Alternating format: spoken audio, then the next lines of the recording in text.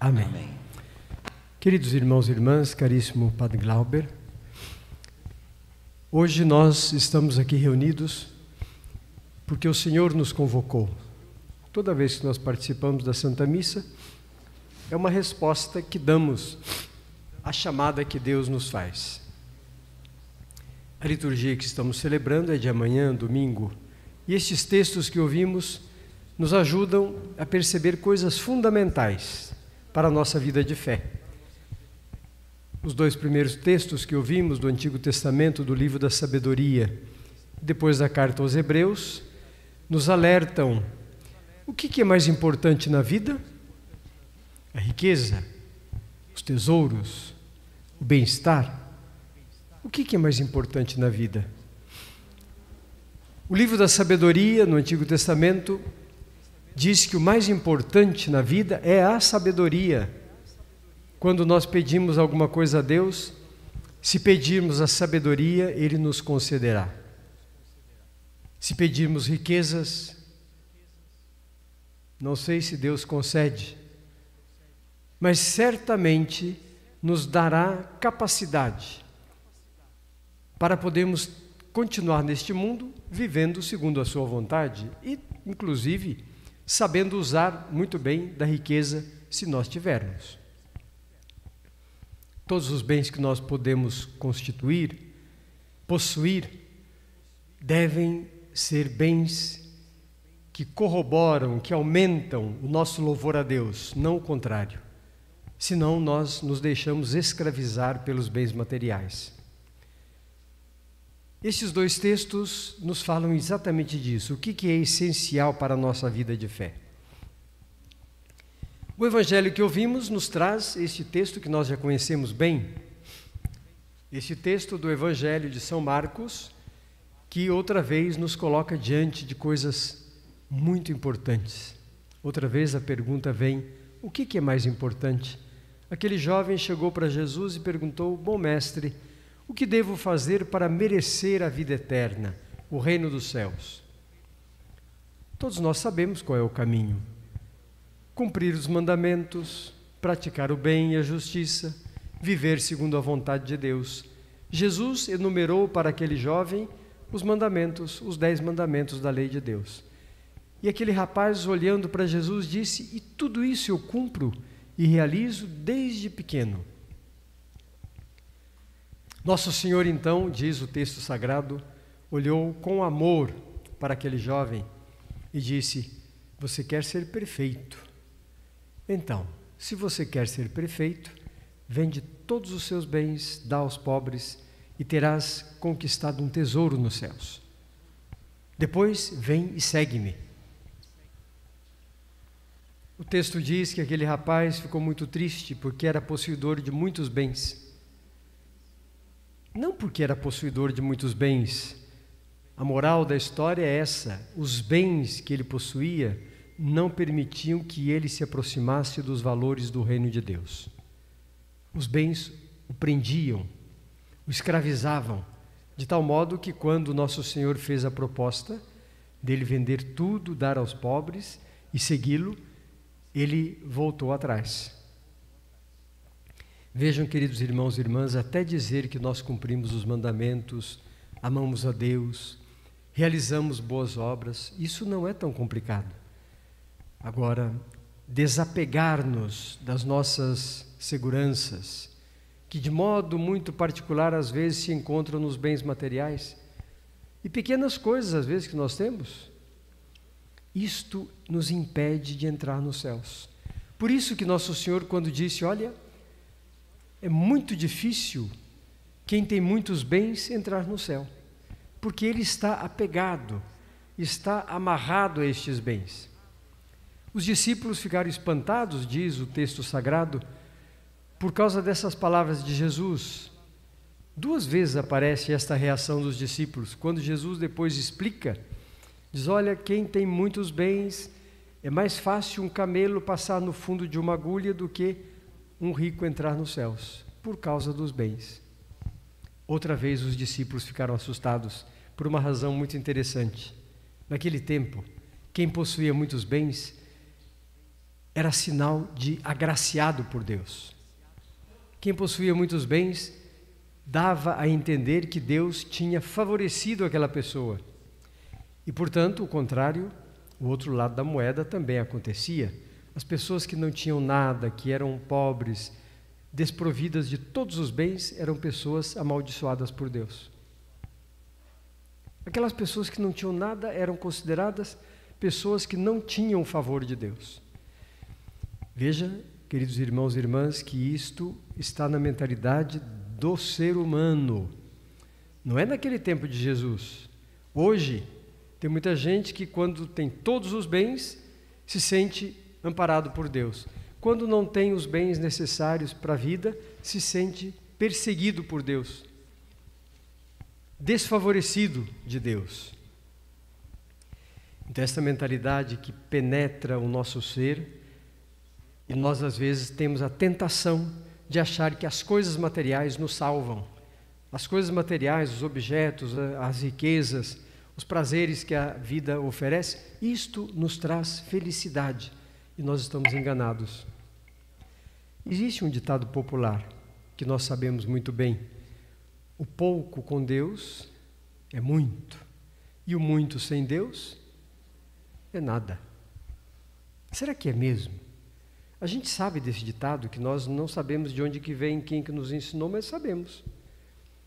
Porque sempre ouvimos. E isto é o bom senso da fé que nos diz isso. O pouco com Deus é muito, e o muito sem Deus é nada. Nós temos que viver essa certeza. Aquilo que nós tivermos não vai nos atrapalhar para irmos para o céu. Aquilo que nós pudermos constituir, pudermos possuir, isto não vai nos escravizar. Temos que ter esta segurança. Porque o único que pode nos dar a salvação é Jesus Cristo. E aqui, queridos irmãos e irmãs, Jesus Cristo é a sabedoria do Pai, aquela sabedoria do Antigo Testamento que todo ser humano deve buscar, que todos os homens e mulheres tementes a Deus, desde o princípio, buscaram e experimentaram. É Jesus Cristo que se revelou. Ele é a sabedoria de Deus. E depois, a carta aos Hebreus diz uma coisa muito séria, muito importante para nós.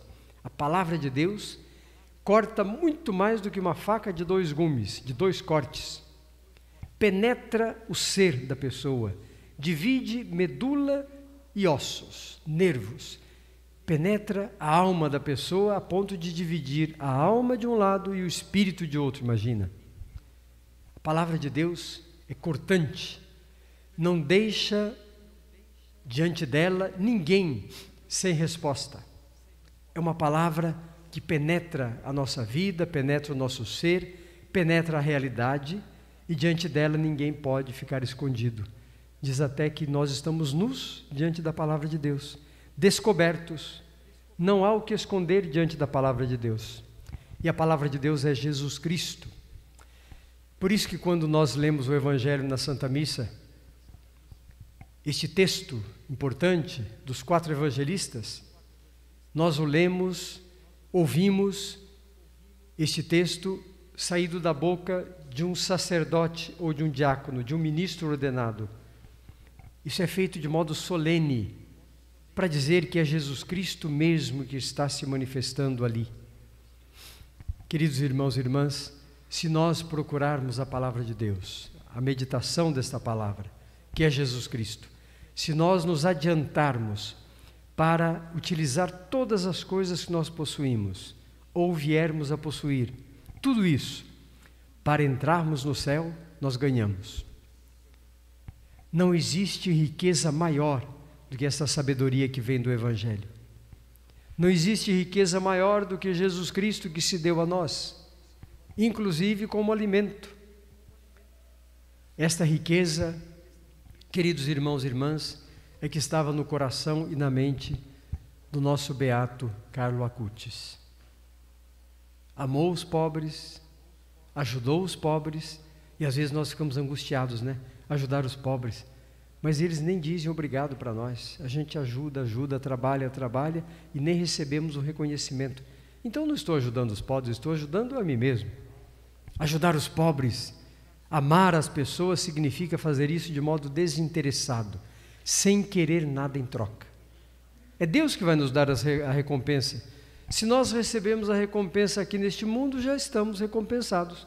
Não entraremos no reino de Deus por causa disso. Agora, se fazemos por amor a Deus e aos irmãos e irmãs que mais sofrem, então a recompensa virá do Senhor. Não virá da nossa prática. Essa prática, ela pode ser muito bem uma prática que quer um retorno, que quer um reconhecimento. Então não precisa de Deus. Este nosso beato Carlo Acutis amou os pobres, dava alimento aos pobres quando saía pela rua, e daquilo que podia, sem querer saber se ele ia ter comida no dia seguinte ou não. Ele não estava fazendo filantropia, não estava organizando trabalhos sociais para resolver as dificuldades humanas, não.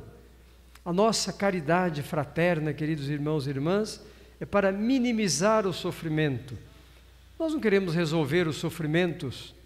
Isto depende de cada um de nós, do nosso esforço, da nossa história, de como é que nós organizamos o mundo. Mas quando nós ajudamos alguém que precisa de comida, de roupa, de remédio, de palavra amiga, de presença, nós fazemos isso porque vemos naquela pessoa que sofre Jesus Cristo que sofre. Não é por filantropia, não é para ser reconhecido. Nós não fazemos isso porque queremos fazer uma associação que depois levanta o nosso nome. Não, nós fazemos isso por amor. A exemplo de nosso Senhor Jesus Cristo, que por amor deu a sua vida na cruz por cada um de nós, para nos libertar do pecado e da morte. Um gesto, queridos irmãos e irmãs, de carinho, de amor, de respeito pelo outro, salva. Uma doação que a gente possa fazer para uma pessoa, às vezes até resolve o problema da pessoa, mas depende muito daquilo que é resultado, não salva não. Se nós quisermos fazer o bem para ter recompensa, nós estamos errados, estamos equivocados, porque o nosso bem, o bem que fazemos, é amor a Deus no irmão e na irmã que sofre. Aqui sim, resolvemos a situação. Imagina se todas as pessoas da terra acolhessem a palavra de Deus, essa palavra forte, firme, que separa todas as coisas, que não deixa nada escondido. Se todas as pessoas aceitassem essa palavra e amassem a Deus sobre todas as coisas e amassem ao próximo como a si mesmo, nós não teríamos fome, não teríamos guerra, não teríamos distensões, não teríamos divisões entre as pessoas, nós teríamos a busca da felicidade comum para todos nós. Quando a gente busca a felicidade para todos nós, nós buscamos em primeiro lugar a felicidade do outro, não a minha. Quando eu busco a minha própria felicidade, às vezes acontece que para eu conseguir a minha própria felicidade, eu destruo o outro. Não é esse o amor a Deus e ao próximo. O amor a Deus e ao próximo é quando eu busco a felicidade do outro. E quando o outro é feliz, aí eu sou também feliz.